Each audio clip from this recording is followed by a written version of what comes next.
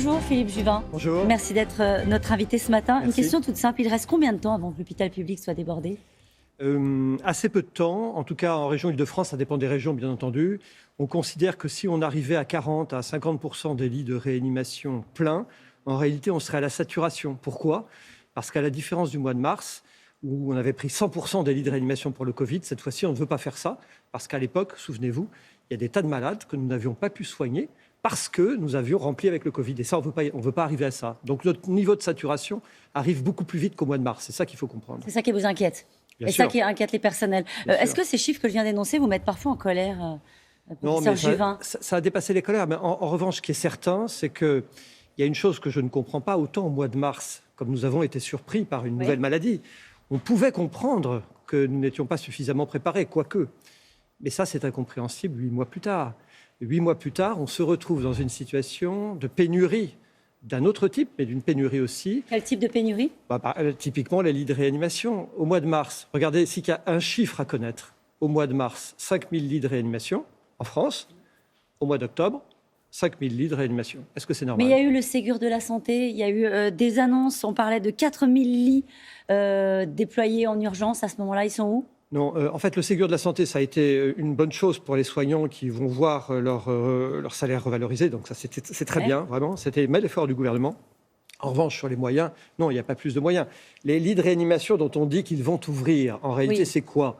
Ce sont des lits qu'on prend dans des lits d'hospitalisation classiques et qu'on repeint en lits de réanimation à toute vitesse. Sauf que, pour ça, il faut le personnel. Un réanimateur, un médecin réanimateur, c'est 15 ans de formation.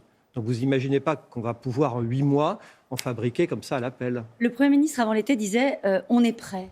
On est prêt pour une éventuelle deuxième vague. Alors, on se parle, on n'est pas prêt ? Si tant est qu'elle n'est pas déjà arrivée ? Moi, ce que je crois, c'est que le déconfinement a été raté. Nous n'avons pas été préparés. Peut-être y a-t-il eu un pari qu'il n'y aurait pas de remontée de l'épidémie. Je pense que c'est ça qui s'est passé dans la tête d'un certain nombre de gens. Un pari de qui ?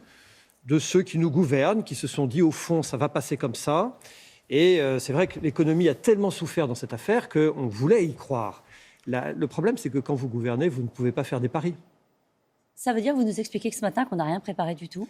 Non, du tout, ça serait une manière... D'accord, alors qu'on ne s'est pas suffisamment préparé et qu'on a pris la deuxième vague à la légère en se disant on va peut-être passer entre les gouttes. En fait, la deuxième vague que nous vivons n'est pas similaire à la première. La première, souvenez-vous, ça a monté à toute vitesse. Cette fois-ci, on a une augmentation réelle, mais plus lente, mais aussi dure. Oui, on n'est pas prêt. Regardez les tests. Essayez de vous faire tester pour avoir un résultat rapide.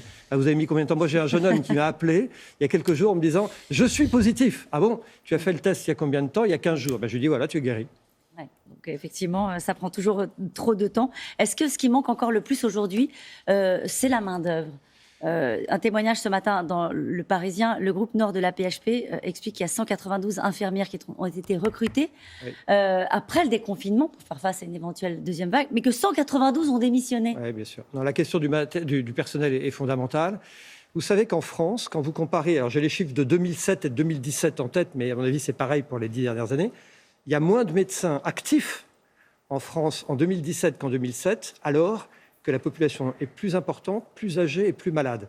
Non, on a un vrai sujet sur le personnel paramédical aussi. Vous assistez à des démissions de gens qui ne veulent pas revivre ce qui s'est passé en mars dernier ? Alors, il y a de ça évidemment, et puis il y a aussi un déficit chronique. Il faut bien comprendre que quand la première vague est arrivée, l'hôpital était déjà très malade. Et le Covid a été la goutte qui a fait déborder le vase. En fait, moi je l'écris depuis des années maintenant, l'hôpital public est arrivé à un niveau de déplétion de moyens tel que la moindre petite chose nous met en difficulté. Et voilà. Le problème, c'est quand vous dites « et voilà », sauf que ce qui s'est passé en mars dernier, qu'est-ce qui a changé malgré tout depuis ? Vous dites qu'il n'y a pas suffisamment de lits, il n'y a pas plus de personnel. Est-ce qu'il y a au moins plus de respirateurs, plus de matériel ? Alors, le président de la République avait annoncé dans une conférence, nous étions en avril, qu'il allait commander 10 000 respirateurs. Oui. Voilà.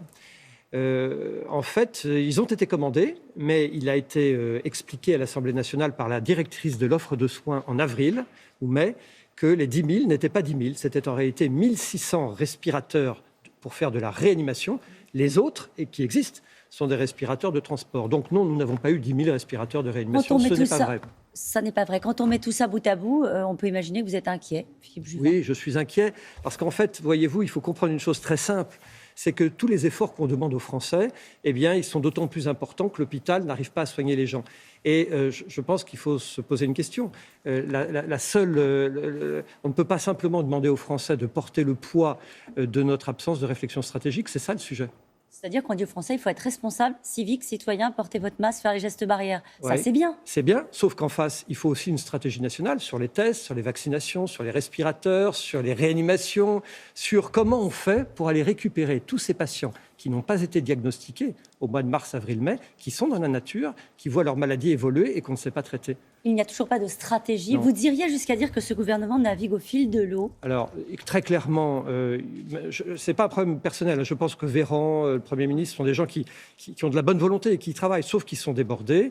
Et c'est vrai, aujourd'hui, on a l'impression que la seule stratégie nationale de nos gouvernants, c'est de faire porter l'effort sur les Français et sur l'économie. Emmanuel Macron a dit qu'on doit aller vers plus de restrictions dans les endroits où le Covid circule trop vite. Plus de restrictions, en fait, c'est ça qui nous attend.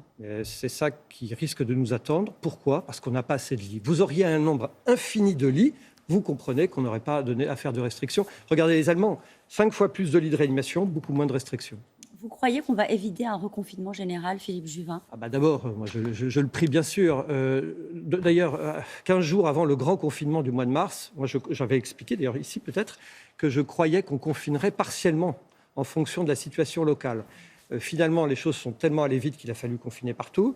Le confinement, c'est la pire des solutions à l'exception de toutes les autres. C'est-à-dire qu'il faut le faire quand on ne peut plus faire autrement. Mais pardon, aujourd'hui, je pense qu'il n'est pas trop tard. En ayant une stratégie sur le test, en ayant une stratégie sur les lits de réanimation, il faut aller chercher du personnel. Par exemple, en Europe, écoutez, on fait partie de l'Union européenne. Il y a des pays de l'Union qui vont beaucoup mieux que nous. Voilà. C'est la France et l'Espagne qui sont très malades actuellement. Les autres, ça va mieux. On va les voir, on leur dit, trouvez-nous des équipes de réanimation, vous nous les prêtez durant 3 mois, venez nous aider. L'Union européenne, ça doit quand même servir à quelque chose. On peut aller chercher des personnels ailleurs. Mais j'ai été médecin militaire en Afghanistan en 2008. J'étais dans une équipe médico-chirurgicale française. On soignait les soldats français là-bas. Nous avions des Bulgares, nous avions des Allemands. Nous nous aidions. Je rappelle que vous êtes élu dans les Hauts-de-Seine.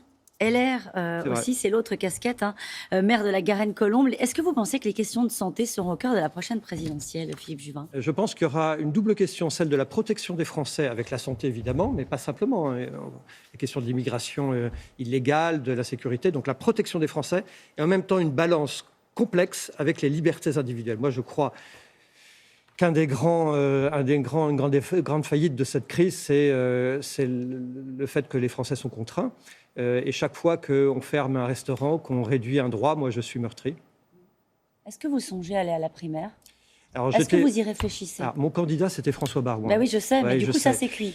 Alors c'est cuit. Enfin, depuis que je lis la presse depuis quelques jours, je me dis que ça ne va pas être possible. Donc c'est vrai, j'y réfléchis. Vous y réfléchissez ? Oui. Parce qu'il faut porter justement ces sujets-là au devant des Français ? Parce que les Français ont besoin d'avoir des lignes claires, d'être protégés et de trouver le bon équilibre entre la protection et le maintien de leur liberté, y compris de vaquer, de travailler. C'est dit. Merci à vous, beaucoup. Philippe Juvin. C'est à vous, Laurent.